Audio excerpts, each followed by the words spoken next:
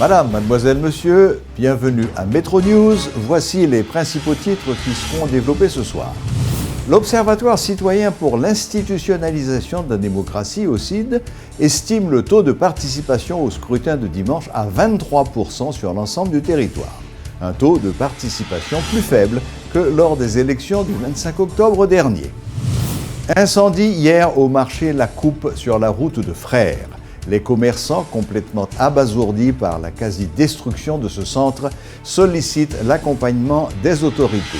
L'origine de l'incendie demeure encore inconnue.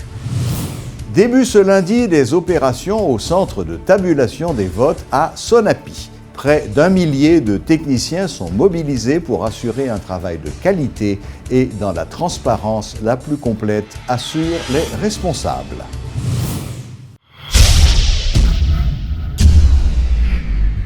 Le taux de participation au vote de dimanche est inférieur à celui d'octobre de l'année dernière, déclare ce lundi l'Observatoire citoyen pour l'institutionnalisation de la démocratie, OCID. Il est estimé à environ 23%. Pour l'OCID, les élections du 20 novembre constituent, je cite, une expérience démocratique porteuse d'espoir pour la stabilité politique du pays. L'organisme a encore qualifié de réussite le scrutin de dimanche et continue d'appeler les candidats au respect des prescrits du décret électoral durant la poursuite du processus. Reportage Georges Allen et Elsie Dieulassant. En attendant l'estimation officielle du Conseil électoral provisoire, l'OCID a rendu public, 24 heures après le scrutin, le taux de participation de l'électorat qui, selon lui, a avoisiné les 23,3%. En baisse de 7% par rapport aux élections rejetées du 25 octobre 2015. Outre ce point négatif, d'autres positifs et qui expliquent une nette amélioration dans l'organisation des élections ont été relevés par l'Observatoire. Abdonel Doudou, membre du comité de pilotage de l'OCID, applaudit le respect des procédures de vote dont a fait montre le personnel électoral. Nous remarquons que dans 81,6% de bureaux de vote à travers le pays, même bureau de vote respectent procédure tant coup. Mettez-le dans droite électeur, c'est 97% de bureaux de vote et expliquer électeurs et électrices comment on doit voter, c'est 81% des bureaux de vote. La réduction systématique du nombre de mandataires de partis politiques dans les centres de vote, qui a facilité leur gestion, est aussi saluée par l'OCID.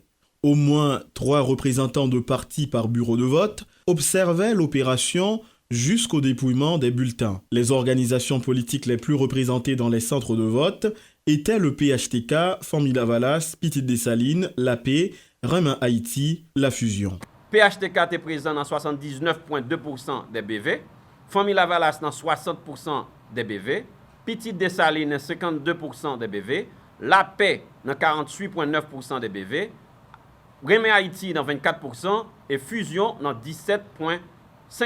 Alors, reste parti regroupement politique est présent dans 67,1% des bureaux de vote. Même si elle laisse encore à désirer, la participation des femmes aux élections est intéressante comparativement aux années précédentes. Mesdames, vous avez un peu l'effort pour faire toujours, pour plus active, non seulement comme candidate, nous pas en pile, mais aussi comme électrice aussi, parce que le taux de participation des femmes dans l'élection, ça, en termes d'électrices, c'est 37,9% contre 62,1% pour les hommes. Le scrutin du 20 novembre est, selon l'OCID, une étape importante vers des élections démocratiques. En attendant que le CEP publie les résultats, l'Observatoire demande aux candidats de respecter les règles du jeu et au gouvernement de continuer à jouer la carte de la neutralité.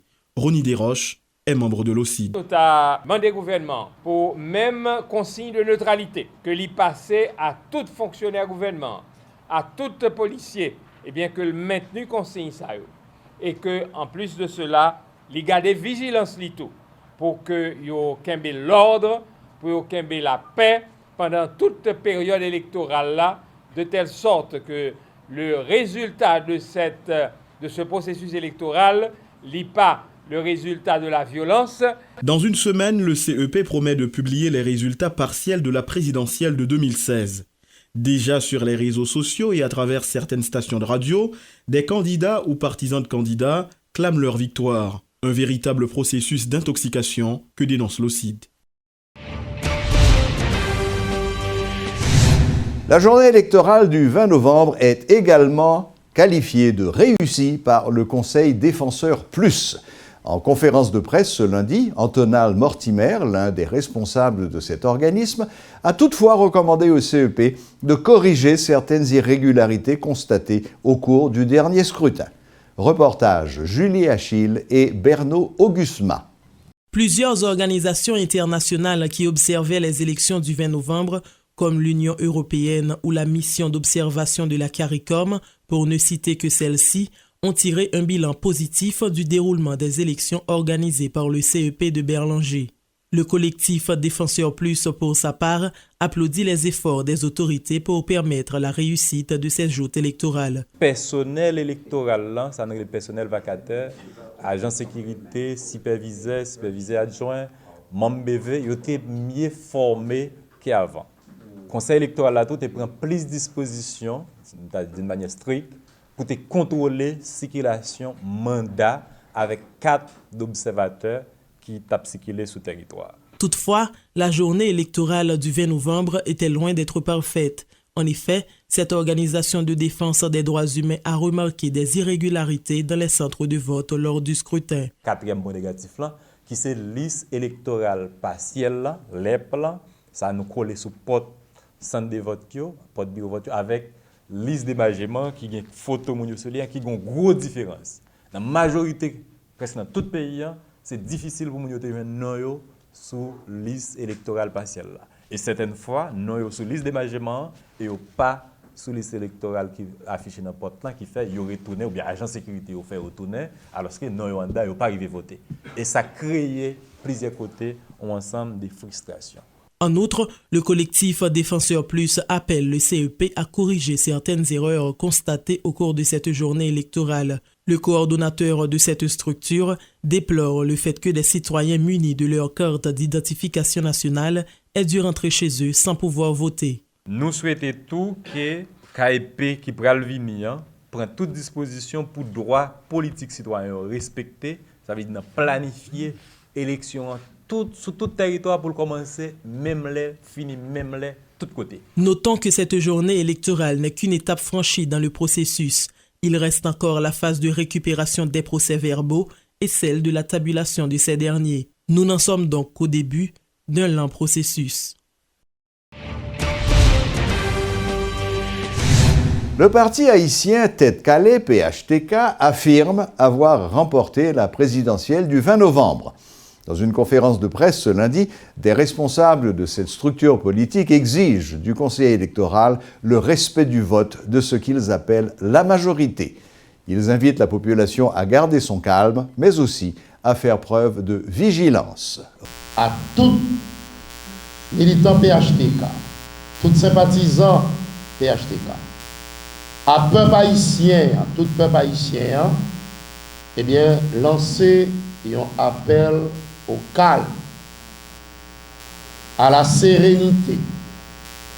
Moment arrivé pour que nous, tout petit pays, mettent tête ensemble pour réaliser ce que j'appellerais l'union sacrée, qui va permettre que nous adressions ensemble les grands défis qui se posent à nous. Donc, je lance un appel CEP à vous, chers compatriotes du CEP, pour que nous respections les jouets là et respecter le choix peuple. Vox Populi, Vox Dei. Ça c'est bien connu. Et pour nous conclure, nous avons dit que le pays a besoin de la paix, il a besoin de stabilité. Et pour que il y ait stabilité, pour que il y ait la paix, il faut que les jouets démocratiques là, yo respecté à la lettre. Nous n'avons pas besoin de l'obéir, nous n'avons pas besoin de brigandage. Nous avons passé plus de 212 ans à nous entre-déchirer. Le moment est venu de divorcer avec ces pratiques rétrogrades et malsaines. Et m'a dit à militants, pendant que nous étions vigilants, veillez, veillez, veillez, parce que farine n'a pas venu dans le même sac. Note de presse du Core Group. La représentante spéciale du secrétaire général des Nations Unies et les autres membres de la communauté internationale en Haïti, représentés au sein du Core Group, les ambassadeurs du Brésil, Canada, de la France, de l'Espagne, des États-Unis d'Amérique, de l'Union européenne et le représentant spécial de l'Organisation des États américains, félicitent le peuple haïtien pour la tenue, dans un climat pacifique, du premier tour des élections présidentielles, des sénatoriales partielles ainsi que la reprise des élections de certains sièges législatifs et municipaux. Le Core Group félicite tous les acteurs, en particulier le Conseil électoral provisoire, le gouvernement et la police nationale d'Haïti, ainsi que les candidats, les partis politiques et la société civile pour leurs contributions respectives. Il exhorte tous les acteurs nationaux à continuer de se comporter de manière responsable en rejetant la violence, s'assurant ainsi de préserver un climat de sérénité. Le Core Group appelle en outre toutes les personnes concernées à respecter l'autorité du CEP dans la proclamation des résultats des élections et à résoudre tout litige qui pourrait surgir au moyen des procédures légales en vigueur conformément au décret électoral. Fidèle à sa tradition d'objectivité, de vérification des sources et de respect des consignes, Radio-Télé Métropole s'abstiendra donc de tout commentaire direct quant aux résultats des élections. Déclaration du secrétaire général de l'ONU sur les élections du 20 novembre en Haïti. Ban Ki-moon exhorte toutes les parties concernées, en particulier les candidats à la présidence et les dirigeants des partis politiques, à faire preuve de grandeur politique suite à la tenue des élections. Il les appelle à rejeter et à décourager toute forme de violence et d'intimidation et à placer l'intérêt national au-dessus de toute autre considération. Le secrétaire général de l'ONU exhorte tous les acteurs à attendre les résultats proclamés par le CEP et à avoir recours uniquement aux voies légales en cas de contestation. Par ailleurs, dans une déclaration datée de ce lundi, le secrétaire général de l'ONU se félicite de la bonne tenue des élections du 20 novembre. Il rend hommage au peuple haïtien. Ban Ki-moon félicite les institutions haïtiennes, en particulier le CEP et la PNH, pour leur leadership et leur professionnalisme pendant et avant les élections. Il se réjouit également du rôle joué par les institutions haïtiennes pour assurer un environnement favorable à la tenue de ces élections. Le secrétaire général souligne que ce processus électoral est crucial pour mettre fin au vide de gouvernance dans lequel se trouve Haïti depuis un an. Début des opérations au centre de tabulation des votes ce lundi à la Sonapi. Selon le directeur du CTV, Robinson Cherilus, des procès-verbaux pour les départements de l'Ouest ont déjà été reçus et subissent leur premier traitement.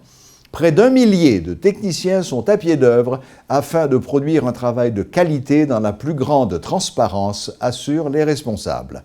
Tout principe de sécurité centre-là a été de rigueur. Donc nous connaissons que nous interdit là, mais pas nous.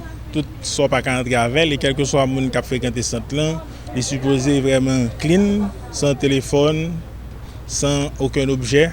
Donc moi je pense que ça a aidé tout pour un meilleur contrôle de staff-là. Mais tout nous améliorer le processus là à plusieurs niveaux. Et toute information ça est disponible tout sur le site du conseil électoral là. Et nous faisons vraiment un pile effort pour nous communiquer le plus possible et aider la population à gagner une meilleure idée de fonctionnement de cette. C'est interdit téléphone, tout appareil qui est capable de prendre photo et objets, armes à feu. Donc nous sommes capables de prendre photo, nous pas fumer en dedans, etc. Donc nous sommes capables de faire un zoom sur le panneau qui indique tout élément interdit sans problème. Monsieur Cherilus, qui est-ce qui a accès à l'espace centre de tabulation pendant tabulation. Donc, espace sans tabulation, c'est un espace dans la radio qui est public. Donc, il suffit qu'un parti politique, un observateur te fait demande d'accréditation auprès de conseillers là, il est capable de venir observer avec le principe que chaque parti est supposé gagner un maximum de monde. Mais chaque organisme d'observation, au maximum de monde à tout moment dans ce centre là. Donc, ce n'est pas un processus qui est caché, c'est public, la presse y a accès, donc tout le monde est capable de suivre l'évolution du processus sans problème. Le directeur exécutif du conseil électoral, rencontré sur place, a, pour sa part, salué les efforts de modernisation du CTV et a assuré que les résultats préliminaires seront connus dans les 8 jours, comme annoncé. Ce n'est pas le même centre de tabulation que nous avons gagné il y a de cela, enfin, si nous prenons 10 dernières années. Nous avons gagné pile d'amélioration, nous avons faire plus, mais c'est peut-être le temps qui a fait nous la guerre, mais quand même, nous avons pile d'amélioration de côté pour améliorer les conditions de travail, là, pour vraiment nous venir là, nous avons quand même son espace que mon Kachita nous travaille, et même pour observateurs autour, pour se sentir très à l'aise et que l'environnement n'a pas environnement changé. Et c'est tout ça qui va le faire, nous améliorer la productivité. Parce que nous imposons nous des défis, nous disons que nous avons fait tout ça possible, indépendamment de toutes contraintes qui sont passées, de mauvais temps, de routes crasées, routes réparées, etc. Nous avons toujours un objectif pour nous avoir les résultats présidentiels dans 8 jours. Mais c'est un gros défi nous imposer tête nous. Et comme toujours au niveau conseil, là, on a fait tout ça possible pour nous lever des défis à la satisfaction de la population. Le président provisoire, Jocelyn Privert, s'est adressé hier à la population sitôt la fermeture des bureaux de vote. Il a déclaré, sans triomphalisme, que la journée électorale du dimanche avait été une réussite. Jocelyn Privert a invité la population à garder son calme et recommande aux candidats d'accepter les résultats qui seront communiqués par le CEP. Autant que nous avons exhorté la population pour garder calme, pour garder sérénité, pour garder la paix dans le pays, autant que nous avons exhorté les candidats qui étaient dans la compétition pour respecter les jouets là, les gens qui gagnent, la gagne pour tout l'autre, et ça perdu, il a gagné à travers ça qui gagne. Parce que vrai, les gens qui ont gagné à soi, les résultats définitifs la publiés, c'est pas candidat, c'est pays, c'est peuple haïtien. Parce que l'importance élection, n'est pas pour nous, gouvernement qui l'a, n'est pas pour moi, président provisoire qui l'a pour quelques semaines, n'est pas pour candidat, c'est victoire peuple haïtien. Donc, demander tout le monde contribuer pour permettre peuple haïtien remporter victoire ça, pour qu'une fois pour toutes, nous sortions dans l'instabilité politique qui est un principal facteur de sous-développement que le pays a là-dedans aujourd'hui. Le président du Conseil électoral provisoire a qualifié de réussite la journée électorale du 20 novembre. Cette première étape franchie est une victoire de la démocratie, indique Léopold Berlanger. Toutefois, le président du CEP reconnaît que quelques incidents mineurs ont été enregistrés dans certains centres de vote. Dans l'attente des résultats de la présidentielle que le Conseil se propose de publier dans 8 jours, Léopold Berlanger appelle la population à garder son calme. Il a aussi plaidé par anticipation pour une acceptation démocratique des résultats de la part des candidats. Il est clair que le Conseil électoral là et le décret électoral là pas permettre que personne baille résultat en place Conseil là. Et nous demander pour cela respecter que ces partis politiques, que ces candidats, que c'est l'autre organisation de la société, quel que soit le secteur, donc nous voulons que vous respectez ce décret électoral là dit pour ne pas même décider pour avoir un résultat pour l'élection. Nous connaissons que données qui pour permettre que vous construisez les résultats, vous là, vous devant tout le monde. Vous avez sur le site conseil électoral là, vous avez le bureau de vote, nous voyons que les médias, ils ont pris données, ils ont dit mes données, tout le monde a vu, tout le monde a attendu. Mais données, ça n'a pas de résultat. Résultat, sont combinaison de données, une analyse de données, une évaluation de données et une compilation de données et finalement une décision que le Conseil électoral a sorti. C'est seulement ça qui est le résultat. C'est eux qui ont pour devoir de lui-même pour lui dire, pour lui bailler verdict des urnes. Ce n'est pas pareil pour les autres. C'est ça qui est pour devoir pour le faire. Parce que c'est lui qui organise l'élection. c'est lui qui a donné la main. C'est lui qui a compilé le travail sur le résultat. Donc, rôle CVPA, devoir CVPA, c'est dit à partir de ça, je la même et à partir du travail que je fais sous yo, selon les règles, en toute impartialité, dans la rigueur, dans la transparence, pour le dire, mes résultats. Il n'y a pas gagné pour le dire que est-ce que le pari pour le respecter, parce que qui doit CVPA pour ne pas respecter les résultats?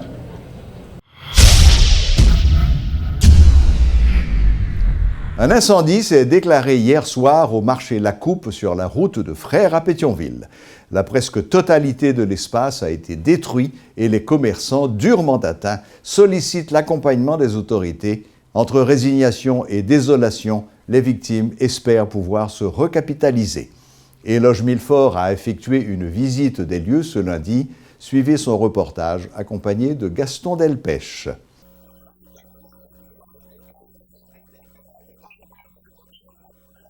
Sur les cendres du marché La Coupe à Pétionville ce lundi matin, des commerçants pleurent leur désolation suite à l'incendie qui a ravagé cet espace dans la soirée de ce dimanche 20 novembre 2016. Visiblement déboussolés face à cette situation, quelques-uns se sont exprimés à notre micro. Désolé, malade bien mal. L'argent l'État non même, microcrédit, acme tout qui l'argent non mais nous, on va nous faire élection qui fin fait marché boulé. Parce que marché a une sécurité là-dedans kounya là, c'est pas un marchand qui met dit fait kounya dit fait ça là, sécurité a connaître qui sent dit fait sortir qui fait dit fait tomber dans marché là.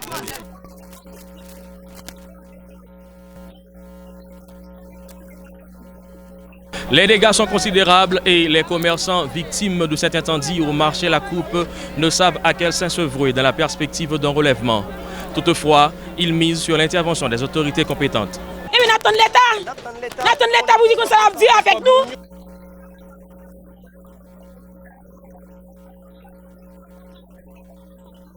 « 24 heures après l'incendie au marché La Coupe, au niveau de la mairie de Pétionville, l'heure est à présent au bilan. Le maire principal de la commune, Dominique Saint-Roch, affirme être en train de tout mettre en œuvre en vue de la recapitalisation des marchands victimes.